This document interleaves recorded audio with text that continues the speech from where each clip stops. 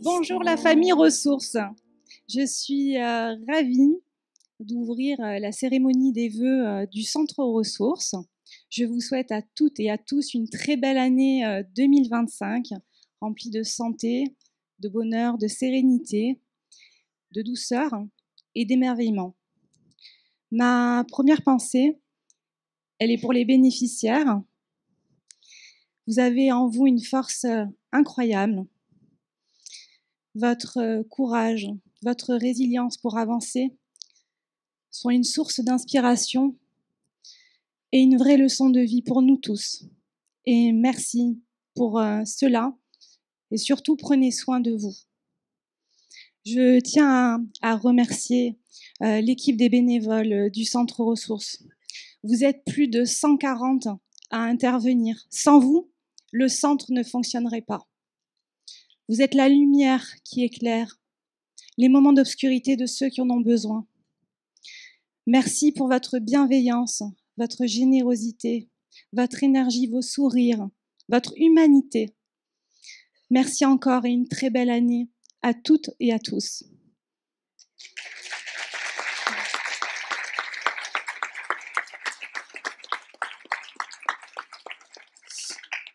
Je n'ai pas encore tout à fait terminé. J'avais envie de vous partager un texte, enfin des paroles de chansons qui ont été écrites par Laetitia, qui est ici aujourd'hui, qui avait un rêve, elle avait envie d'écrire des paroles, une chanson. M'a partagé ce texte pendant les fêtes et je ne pouvais pas garder ça pour moi. J'avais envie de vous le faire partager parce que je suis admirative. Et Sia a participé aux différents programmes d'accompagnement thérapeutique qui sont proposés au sein de l'association. Elle a mis en œuvre différents projets, notamment une formation de praticienne en manipuncture coréenne et également un très beau projet pour 2025. Elle a prévu de faire un très beau pèlerinage et de partir marcher pendant plus de 15 jours. Donc, bravo Laetitia et merci de me faire confiance et de me permettre de lire ce texte. Alors, je vais essayer de ne pas trop trembler. Alors, me relever. Autant de fois que je suis tombée. Le dos bien droit, le sourire figé, chaque fois j'ai recommencé. J'ai tant douté, j'ai même songé abandonner. Comme quand ma foi s'est envolée, ne me laissant que l'obscurité. Alors quoi ? Où trouver le courage et rallumer ma rage ? Serais-je assez sage ? Tout l'amour en moi enterré, tout l'amour de moi ignoré, se sont réveillés. J'ai cessé de lutter et pour moi, la lumière venue éclairer, mon chemin enfin révélé. L'amour est la clé.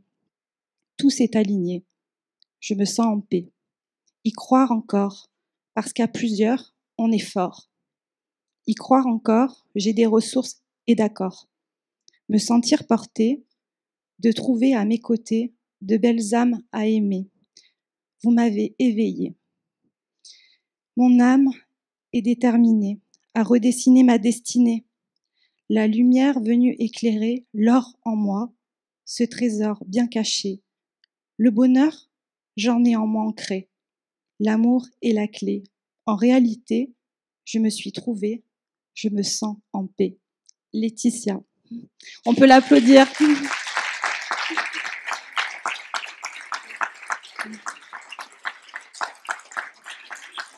Merci. Encore belle année à tous et je vais laisser la parole à notre président, Monsieur Stéphane Salor.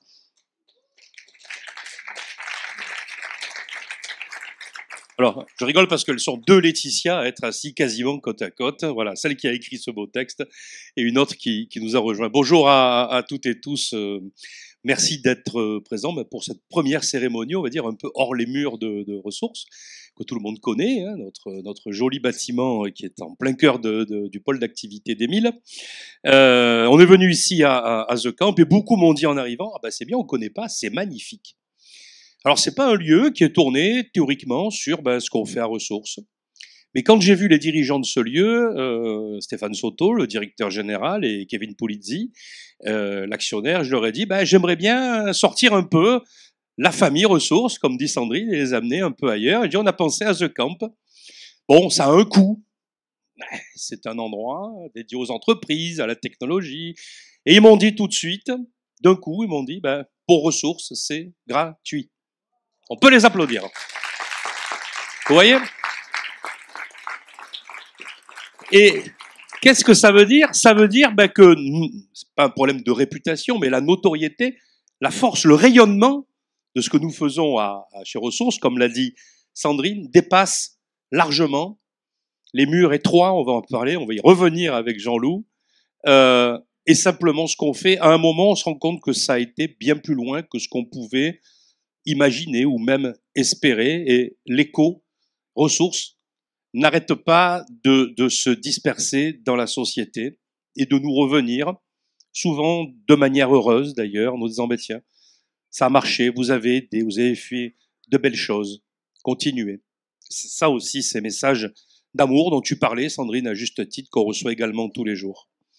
Un mot aussi pour ceux qui nous soutiennent, qui sont là. J'aimerais commencer par nos élus, que ce soit conseiller départemental, Jean-Marc Perrin, merci d'être là. Tu as toujours été là pour Ressources. On peut applaudir Jean-Marc. Merci à toi. Alors, il faut l'applaudir parce qu'on touche très très peu d'argent public à Ressources. 95% du budget, c'est vous.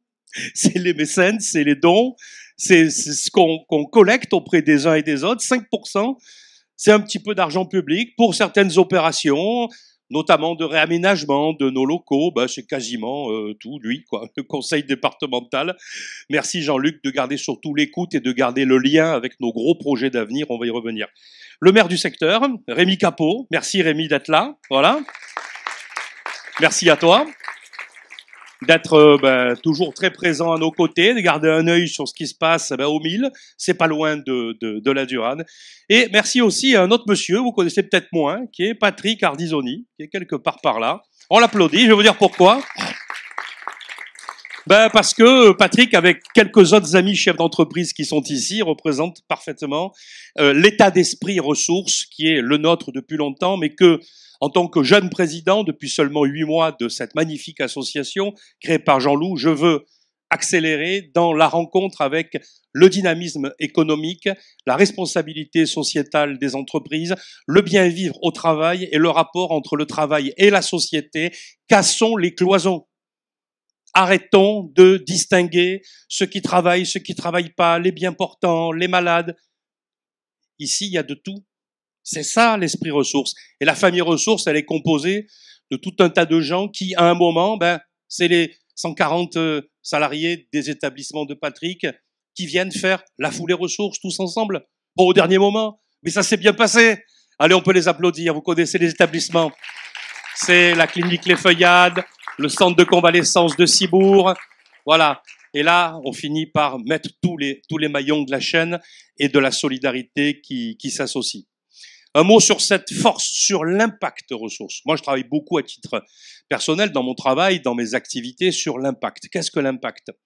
L'impact, c'est pas seulement ce qu'on veut faire, ce qu'on aimerait faire, c'est réellement le résultat obtenu.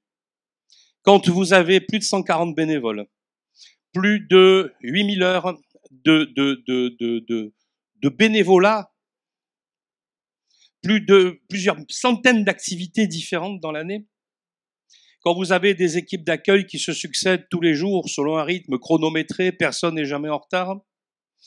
Quand vous avez des semaines pactes dont Jean-Loup reparlera un petit peu tout à l'heure, et quand vous avez aussi créé 7 autres centres ressources que nous avons accompagnés, et encore bien d'autres sont en préparation, je peux vous dire que l'impact dans une société comme la nôtre, qui malheureusement fait que chaque jour, ce sont 1300 personnes, je répète, chaque jour, ce sont 1300 personnes qui habitent dans notre pays et qui apprennent qu'elles sont concernées par le cancer. Et ça s'accroît. La médecine aussi, elle lutte. Et au milieu, il y a l'humain, il y a la variable qui fait que on va être accompagné, on va être moins seul, on va trouver de l'attention, de la bienveillance. Je n'ai pas dit de la pitié, hein. Parce que là, on est dans un registre d'égalité, on est dans un registre 100% humain, ressources. de respect, d'équilibre de la personne, pour retrouver une situation personnelle dans laquelle, oui, les choses vont être vivables, en tout cas peut-être moins difficiles. C'est ça l'impact ressources. Ça dure depuis 23 ans, grâce à lui. Porteur en France, l'arrivée de l'oncologie intégrative. Oh là là là là, quel grand mot, l'oncologie intégrative. Pendant longtemps, les gens n'ont pas compris ce que c'était. Aujourd'hui, tout le monde court derrière l'oncologie intégrative. Tant mieux. Mais moi, j'aimerais rappeler une petite chose, c'est que c'est pas seulement un concept, c'est pas seulement des idées, c'est pas seulement une mode, parce que c'est pas une mode, c'est surtout une éthique. Et c'est surtout un regard complet sur l'individu, la société et la nature. Et si vous alignez les trois, au milieu, vous avez la vie possible. La vie, elle dépend de bien des conditions. De nous, un peu, de nous avec les autres, énormément, et de tout cet ensemble dans la biosphère, dans l'écosystème, dans la relation au vivant, complètement. Et on vit une époque formidable. Vous vous rendez compte qu'on est en train, à nouveau, de retrouver ça. Et c'est pour ça que, chez Ressources, on aborde aussi des problématiques, pas seulement le sport adapté que vous connaissez toutes et tous. On rentre maintenant dans des séances de dialogue et de discussion que j'ai lancées le mois dernier avec Cécile et avec l'équipe. On définit des mots entre nous. Bienveillance, qu'est-ce que c'est? La générosité, c'est quoi? Et puis, on va retravailler aussi, bien sûr, toute la question santé-environnement en 2025. Et puis, on va retravailler aussi, mon cher Jean-Marc, ça va t'intéresser au plus haut point, la question non pas que du lien social, parce que ça, on sait faire, mais du social lui-même. Et on va redonner à l'ensemble de nos bénéficiaires la capacité à rejoindre un parcours d'accompagnement, parce que se pose la question des moyens financiers. Comment vivre? Comment discuter avec la CAF, avec la Caisse primaire d'assurance maladie? Comment discuter avec ma mutualité? Comment discuter avec les uns les autres de ma famille, de mes questions personnelles, de patrimoine ou autre? Ça n'a pas de fin. Chaque individu est porteur d'un ensemble de problématiques. Il faut les alléger. Quand quelqu'un est malade, quand quelqu'un est concerné par la maladie, il doit trouver une légèreté pour vivre très fortement sa guérison, le retour à la vie normale, et pas être écrasé par des problèmes d'impôts, de retards administratifs divers et variés. Donc ça, c'est un champ qui avait été creusé par Jean-Loup et l'équipe il y a très longtemps. L'immédiateté, l'urgence, la force de ressources fait que cette année, ce besoin est vraiment très important. J'aimerais remercier aussi les artistes qui sont là. Parce que les artistes, on les oublie toujours un peu. Et puis les praticiens, et bien sûr autour de ça tous les bénévoles. Mais j'insiste un peu sur les artistes parce qu'on les oublie. Et le courant artistique autour de Ressources, il est énorme. Parce qu'à un moment, et c'est pas seulement la question de l'art-thérapie, c'est que quand on est créatif, eh bien comme tu le disais Sandrine si bien, on veut donner de l'amour. Et il n'y a rien de plus beau que de dire, ben voilà une œuvre d'art que vous allez vendre pour Ressources. C'est la belle vente aux enchères qu'on a organisée avant les fêtes. C'est évidemment les expositions qu'on fait avec Artem. C'est aussi bien sûr la foulée, qui est devenue l'événement emblématique du Pays d'Aix. Plus de 2500 cette année encore. C'est un événement qui continue grâce à nos sponsors. Je salue mon amie Sofiane qui est ici, qui est un des grands sponsors de la foulée, de continuer à fonctionner et à irriguer les bonnes volontés de nos bénévoles, de nos bénéficiaires, bien sûr, et aussi de nos sponsors et de nos très nombreux partenaires. Et le groupe d'entreprises, 50 groupes d'entreprises en plus d'Étienne, 50 autres, Patrick. Les plus grosses sociétés du Pays d'Aix étaient là avec entre 2 et 10 collaborateurs. Vous vous rendez compte l'élan que tout ça donne? Plus de 3500 personnes qui sont passées là au milieu de la foulée pendant la journée, avec évidemment ces besoins forts de collecter des sous. Là, ici, vous avez nos jeunes. Voilà. C'est notre lycée de la Nativité qui fait chaque année un magnifique tournoi où Ahmed a joué l'an dernier. Cette année, j'ai promis de jouer. Bon, voilà. Faut que je me réentraîne un peu. Voilà, c'est un chèque là aussi. Je dis jamais les sommes. Vous savez pourquoi je dis jamais les sommes? Parce qu'il n'y a pas de grosses sommes et de petites sommes. Il y a évidemment des sommes plus ou moins importantes, mais c'est l'élan du cœur qui compte. Et moi qui connais ressources depuis très très longtemps, pour des raisons bien sûr vous en doutez, évidemment familiales et personnelles, je suis aujourd'hui dans cette action de président de ce conseil d'administration, vraiment au service d'une cause dont je vois que non seulement elle ne s'essouffle pas, mais que cette chaîne de solidarité s'accroît chaque jour. Voilà, Valérie, une amie de longue date, qui me dit, ben ça y est, je veux devenir bénévole, je veux parce qu'à un moment, on sent qu'on a quelque chose à donner qui nous dépasse et on sait très bien que cette chose-là, elle va nous construire un peu plus. C'est ça la force de ressources. Vous donnez, vous recevez. Mais vous venez pas pour recevoir, mais vous recevez tellement. Et vous savez, je vais vous dire une chose, on reçoit beaucoup quand on s'y attend pas et quand on cherche pas ça. C'est le don qui crée la force du retour. C'est la nature complètement désintéressée du don qui crée la force et la conviction et la vérité de ce qu'on peut faire. Je vais pas être plus long. Moi, j'aimerais juste vous remercier une fois de plus avant de passer la parole à celui qui porte ce projet depuis longtemps. Et je rajoute une dernière chose qui est le garant de nos valeurs. L'accessibilité pour tous. La diversité, le renforcement des parcours. Se poser tous les jours la question, est-ce que ce qu'on fait, c'est bien? Écrire des ouvrages compliqués de 800 pages. Vous avez vu à ressources. Faire des colloques en France, dans le monde entier. Faire des articles. Voir ses patients. Vous parler. Nous aider. Ça, c'est Jean-Loup. On l'applaudit.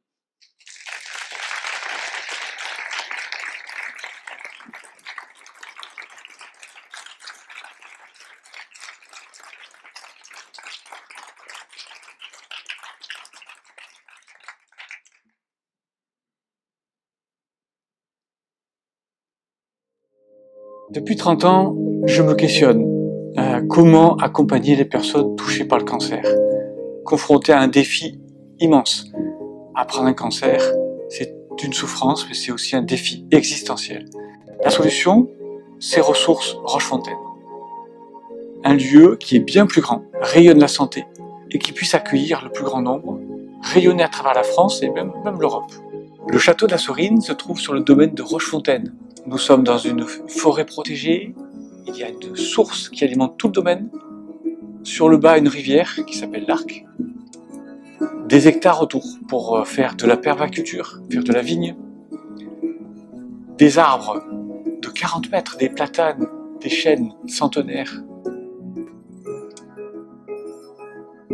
Un lieu qui respire la santé, la vie. On y construit un centre de bien-être de 1000 mètres carrés. On pourra faire de l'hébergement. On aura de l'espace pour accueillir bien plus de gens. On va s'occuper des patients, et des patients qui vont devenir acteurs, vont devenir puissants, plus forts, ont besoin aussi de soignants qui ont compris le concept. On construit aussi là une université de la santé intégrative pour former des soignants à la santé intégrative et être capable d'accompagner les personnes touchées par le cancer, mais aussi, et c'est une ouverture, vers les pathologies chroniques graves. Donc ce lieu va être un lieu où on va réunir le soin, mais aussi l'enseignement. La nature va nous enseigner et nous montrer la voie de la santé. Nous avons tous rêvé de ce projet. Nous y rêverons si nous sommes ensemble et unis.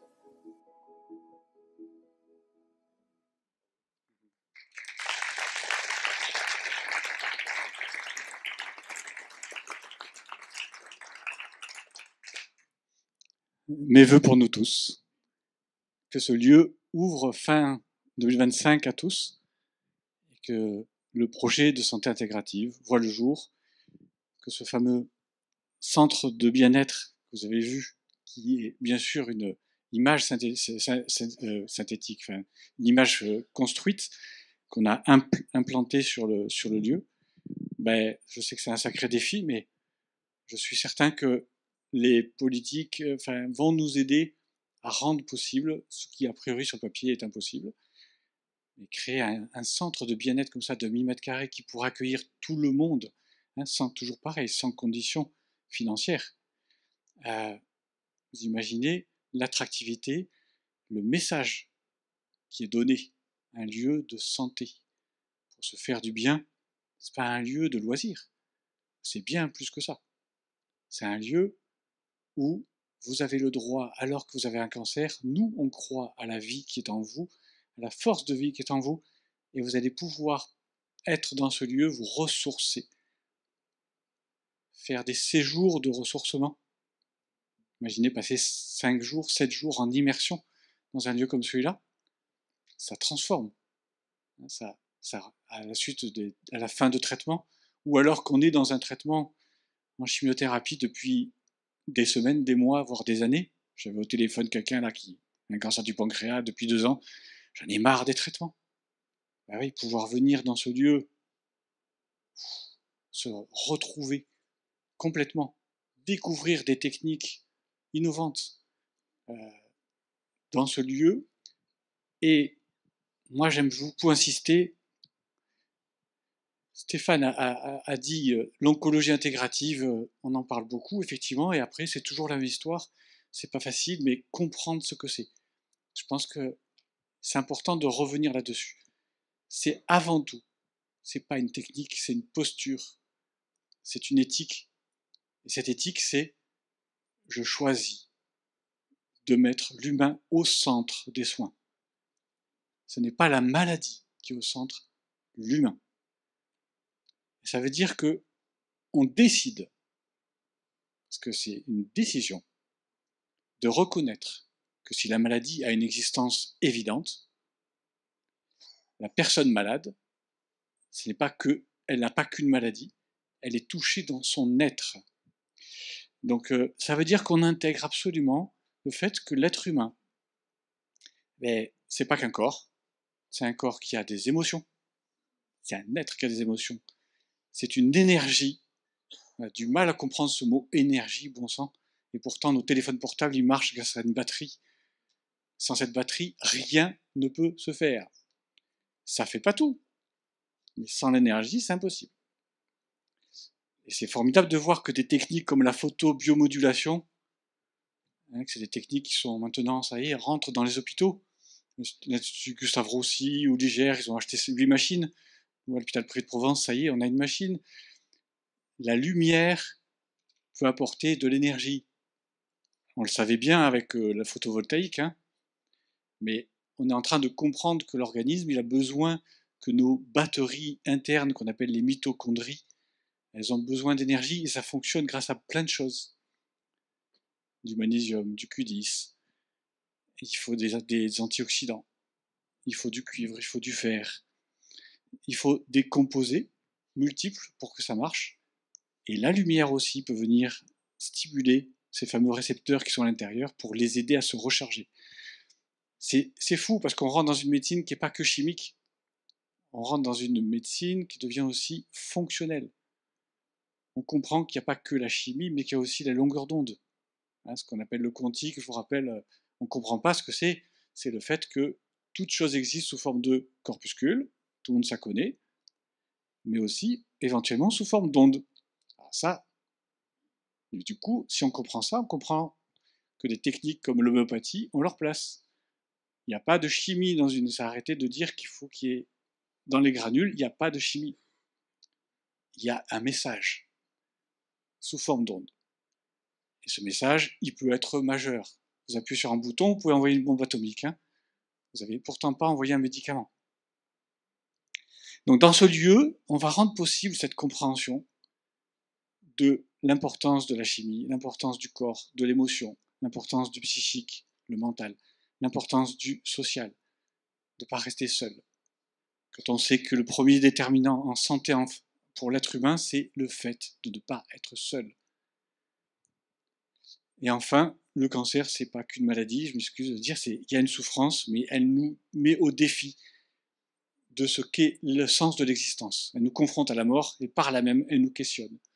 Qu'est-ce que le sens de l'existence? Donc c'est toutes ces dimensions qui sont touchées, c'est ça qui est travaillé à ressources. Et j'insiste pour te rappeler et encore répéter que c'est pas dans l'isolement que ça fonctionne. C'est pour ça qu'il faut un lieu qui est grand parce qu'il permet d'accueillir un grand nombre, grand aussi parce qu'il permet aussi d'avoir des espaces pour se retrouver aussi seul à des moments, mais pour que ça puisse permettre de faire du travail en groupe. Et c'est la grande clé. Ça, c'est la grande innovation de ressources en France. Il n'y a pas un lieu en France qui fait ce que l'on fait actuellement, ni même en Europe. Il y a des centres qui font du soutien, de bien-être, mais c'est des parcours individuels, coordonnés, mais ce n'est pas des parcours en groupe. Et il y a des personnes ici, vous pouvez les rencontrer, qui vous parleront de l'expérience de travailler, de se retrouver 10, 12 personnes qui cheminent ensemble pendant 6 mois, à travers ces fameux programmes d'accompagnement. Il y a quelque chose bien en plus. Il y a une intelligence collective qui se crée. 1 plus 1 égale 11. Et c'est la merveille de la rencontre avec l'autre. Et moi, que je suis cancérologue, je suis légitime pour le rappeler, le cancer est une maladie de l'isolement d'une cellule. Elle s'isole de toutes les autres. Et elle décide de fonctionner pour elle et ses copines. Elle va utiliser tout l'environnement autour d'elle. Un des premiers propriétés qu'a les cellules cancéreuses, c'est qu'elles se multiplient de façon acharnée, incontrôlée. Tout ça parce qu'elle a perdu l'inhibition de contact. Normalement, des cellules se touchant se rassurent, si je puis dire, et disent à l'autre, c'est bon, tout va bien, pas la peine de proliférer. C'est l'inhibition de contact. Si vous vous coupez, il n'y a plus d'inhibition de contact, on est d'accord? Vous créez une plaie, une faille, les cellules ne se touchent plus et elles enclenchent un processus de multiplication pour combler le vide. Et quand le vide est comblé, c'est terminé, la plaie est cicatrisée. Donc la nature, la biologie même elle-même inscrit ça. Seul, c'est la mort. Seul, je deviens fou, je prolifère. Et quand je suis relié aux autres, là, je m'accomplis, je suis bien, et tout va bien. Donc c'est pour ça que ce lieu doit être un lieu grand, qui peut accueillir nombreux, et qui puisse permettre de rompre l'isolement. Des programmes en groupe. Parce que ce qui est facile à faire, et qui est fait de façon actuellement plutôt, c'est des programmes individuels, qui sont nécessaires, qui sont utiles, permettre aux gens de cheminer, mais il y a un moment où il faut leur proposer vraiment ce travail en groupe. Parce que c'est pas qu'un problème social, c'est un problème même dans leur biologie, dans la transformation.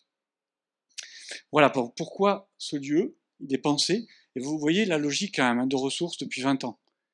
Un petit centre, oui, qui au début faisait des parcours individuels, ben oui, on rassemble des gens, puis ils se rendent compte qu'entre eux, ensemble, ils vont s'entraider, et on se dit c'est plus possible 70 mètres carrés, il nous faut un lieu où on peut faire du travail en groupe, se rencontrer à plusieurs. On va ressources Aix-les-Milles, 900 mètres carrés, on peut faire les programmes d'accompagnement thérapeutique, on le fait, il y a un moment où il faut y aller, alors qu'on n'a pas d'aide, que je demande, je fais des subventions, je demande des aides d'État, je ne les ai pas, mais c'est pas grave, il faut leur montrer que ça marche. On a accompagné plus d'un millier de personnes à ressources à travers ces programmes d'accompagnement. Donc on a donc montré que c'était possible de le faire dans la vie réelle. Parce que j'insiste, on n'a rien inventé. On a simplement appliqué ce que des recherches comme ceux de David Spiegel, Barbara Andersen, avaient montré, c'est que quand on fait ce type de programme, on améliore la qualité de vie des gens pendant les traitements, après les traitements, et on augmente les taux de guérison. Dans le cancer du sein, c'est 50% de récidive en moins et 68% de décès en moins. On passe de 12 000 décès pour cancer du sein en France à 4 000. Et quand on sait que la France est numéro 1 mondial des cas de cancer du sein, il est, à mon avis, plus que temps de dire, maintenant, on va parler de prévention. Je parle bien de prévention primaire. Le dépistage, c'est bien, de dépister tôt une maladie. Mais moi, je parle de ne pas tomber malade et de promettre à nos enfants une vie en bonne santé. Donc, la prévention, je viens de vous le dire, quand on évite à des femmes qui ont un cancer du sein de récidiver, et je parle de 10 ans de recul, donc 10 ans après, on peut parler de guérison, eh bien, si on arrive à prévenir des récidives de cancer du sein, évidemment qu'on peut prévenir des cancers tout court. Et donc ce lieu va permettre de développer des programmes d'accompagnement thérapeutique, de les faire connaître enfin, parce que là, autant personne n'a envie de visiter le centre ressources à Aix-les-Milles s'il n'est pas concerné par l'histoire, autant là, je pense que ça va pouvoir intéresser plus de monde. Si en plus il y a le centre de bien-être dont j'ai parlé, qui devient une œuvre architecturale, ça va aussi attirer, ça va être une vraie lumière. Et bon, l'obscurité, c'est l'absence de lumière. Eh bien, avec enfin une bougie qui s'éclaire, on va éclairer la France sur une nouvelle voie de la prise en charge de la santé. Une santé qui, plus elle est forte, plus elle va laisser moins de place à la maladie. J'aime bien dire que dans une pelouse, plus il y a de bonnes herbes, moins il y a de mauvaises herbes. Eh bien, ça c'est le principe de ressources, ça va être de faire grandir cette santé. On n'est pas un lieu de traitement du cancer, on est un lieu pour prendre soin de la santé des personnes touchées par le cancer. On va essayer d'ouvrir une porte et de s'occuper aussi des personnes touchées par des pathologies chroniques graves comme l'endométriose, la fibromyalgie, peut-être, on verra, des burn-out sévères. Voilà, ce sera une façon aussi d'ailleurs d'ouvrir la porte vers les entreprises et leur proposer de prendre soin de leurs employés en leur proposant des stages, des séjours prévention. Et ça va nous ouvrir évidemment la porte à... Moi, je pense que les entreprises vont vite comprendre que ça vaudra le coup de dire je vais aider ressources, et comme je défiscalise à 60% et que j'ai droit d'avoir 20% de retour de retour sur investissement, eh bien, il y aura un séjour de bien-être offert pour un don de 10 000 euros. Et ça pourra faire... ça leur coûtera que 2 000 euros, parce que tout le reste sera soit en défiscalisation, soit en investissement. Je ferai un séjour de ressourcement à mes employés pour qu'ils apprennent la prévention du cancer. Le simple fait de manger bio, c'est 25% de cancer en moins. Ça serait une mesure politique facile. Mais excusez-moi, je ne suis pas président, par contre on peut l'apprendre aux gens, et on n'a pas besoin d'attendre que les politiques prennent des décisions pour se prendre en main. Montrons-leur l'exemple, après ça leur paraîtra évident de prendre des décisions aussi d'un tel bon sens, mais qui sont difficiles sur le plan économique, politique. Voilà, je suis bien sûr, comme prévu, bien plus long que ce qui était prévu. Qu'est-ce que je voudrais ajouter? C'est que oui, c'est important d'ajouter qu'il y a des centres ressources en France. On n'a pas prévu que Aix soit le nombril du monde. On veut que ça rayonne, ça veut dire qu'on veut vraiment former les soignants, et cette université de la santé intégrative, c'est ça. Former les soignants sur Aix et région, sur la Provence, mais aussi créer des ponts. Et là, je vais intervenir à Namur, en Belgique, à l'université de Namur. On est en train de créer un pont avec les Belges, et on crée effectivement des collaborations pour faire des formations, et que ce rayonnement soit dans la francophonie déjà, peut-être dans l'Europe plus tard. L'idée, c'est que vraiment, ce qu'on fait ici, évidemment, essaime. Et ensuite, ce qu'on aura réussi ici à Aix-Mereuil, ça puisse aussi servir d'exemple, et que des centres de ce type-là essaiment ailleurs. De toute façon, on a déjà réussi. Quand je dis ça, on avait déjà créé 7 centres ressources ailleurs. On a montré que les programmes d'accompagnement thérapeutique sont faisables à Aix. On l'a publié, je vous rappelle, c'est la seule publication française existante à ce jour, et même en Europe. C'est la première fois qu'on montrait qu'on pouvait accompagner des personnes touchées par le cancer avec un programme qui leur permet de transformer leur vie et leur espérance de vie. On a montré que c'était faisable à Aix, mais qu'on pouvait transposer ailleurs. On a 5 centres ressources qui font le programme d'accompagnement thérapeutique. Donc maintenant qu'on sait faire, qu'on a réussi, qu'on pouvait exporter ce savoir-faire, évidemment, le centre ici va aussi donner des bébés plus tard ailleurs. Et c'est le but, que des centres de ce type essaiment partout dans la France et l'Europe. Voilà, donc aider et soutenir, parlez-en, faites connaître, faites tourner les vidéos, pour que, peut-être à un moment, il y a des personnes, d'abord des gouttes, ça fait des rivières. J'ai malheureusement dit que l'Arc était une rivière alors que c'est un fleuve. Attention, il y a Stéphane qui écoute. Mais bon, on a besoin de toucher des gens, beaucoup d'investisseurs, parce que ce projet, c'est le centre de bien-être dont j'ai parlé, la construction, c'est des millions. On veut que ce soit une merveille. On veut construire une merveille. Parce que les gens le méritent. C'est pas que architecturalement, ça va toucher. Hein, la beauté touche et ouvre des perspectives. Donc, ce lieu va être une merveille. Aujourd'hui, c'est un diamant brut. Je vous rappelle qu'il y a aussi une fontaine, hein, il y a une source donc, alimentée. Donc, on a l'eau, on a un lieu qui sera quasi autonome, peut-être en alimentation, parce qu'on aura 10 hectares autour, une vigne nature, on aura la permaculture. Donc, ça va être juste magnifique. Donc, parlez-en et dites bien aux investisseurs qui voudraient le faire que leur argent va être bien placé. Sans compter que, je viens de dire que ce lieu, c'est encore une fois un diamant brut qu'on va acheter, mais on va lui faire prendre de la valeur, une valeur exceptionnelle. Merci pour votre écoute, merci pour votre soutien. Prenez bien soin de vous en 2025. C'est franchement, je pense, une année absolument merveilleuse, qui fait peur, tout le monde a peur. Moi, franchement, je ne suis pas inquiet. Il y a des changements incroyables qui sont en train d'arriver, et la preuve. Merci.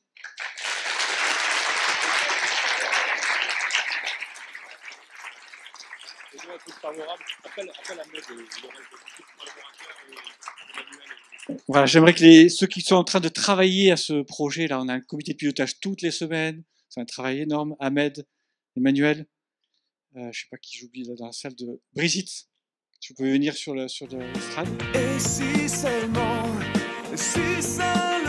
tu n'étais pas si obstiné.